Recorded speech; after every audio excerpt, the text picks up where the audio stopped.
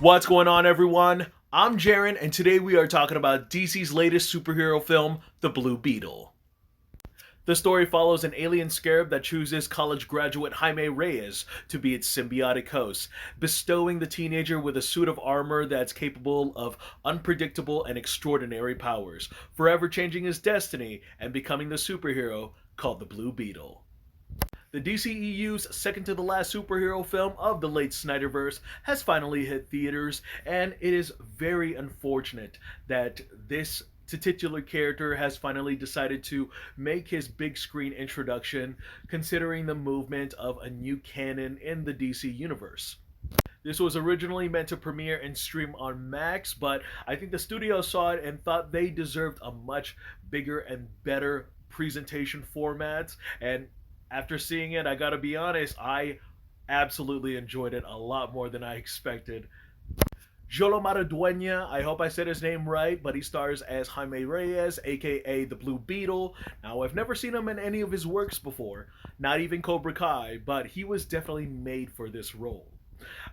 I think that he's very down to earth, he's very charismatic, very charming, he's family oriented, smart, hardworking, but he's also struggling to stand by what he wants in life. And if I gotta say, he's kind of like the DC's Peter Parker. Although I do wish we got a little bit more out of his character as far as an origin story goes, instead of just personality.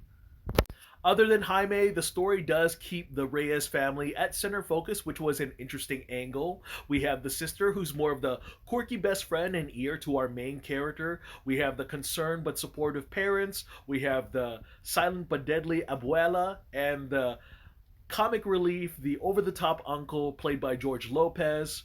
And I gotta say, as spot on as the family dynamic was, I was afraid that the comical bits was going to be a little bit too much with the abuela and the uncle, but I gotta say, especially with George Lopez, who sticks out like a sore thumb in a superhero film, I thought he was a wonderful and refreshing balance between heart and humor. I thought the villains here were very one dimensional. Susan Sarandon was practically a suit just barking orders. I mean, don't get me wrong, she's a great actress, but for her motivation to be evil just for the sake to be evil was just so flat for me.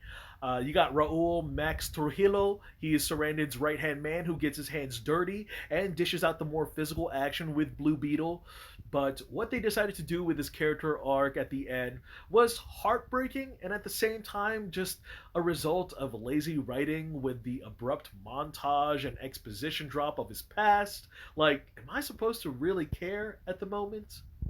Now, going back to the example of how Jaime needed a little bit more to his character, I also thought there needed to be more chemistry between Jaime and the love interest named Jenny, played by Bruna Marquezine. And I think as a character, she's pretty headstrong with the task at hand, and the emotional ties with her estranged father kept things compelling. But I thought that both characters, Jaime and Jenny, just needed more time for that potential relationship to blossom, you know, just for the audience to feel it. I mean, because both these characters are put in constant and frequent amount of danger that there's just no time to build this so-called romance that resulted at the end, or seems some sort of potential for. I had no idea that Becky G played the voice of the alien being that controlled the scarab called Kaji Da. Not much of a personality there. I wish there was, instead of it sounding so robotic. Although I did think that between Kajida and Jaime, it really added into some of the humor and comedic bits when he's first navigating the suit of the Blue Beetle, with the symbiotic relationship resulting into body horror. I thought that was pretty terrifying. There's also discovering the functions of manifesting different types of weapons, defenses, and strategies.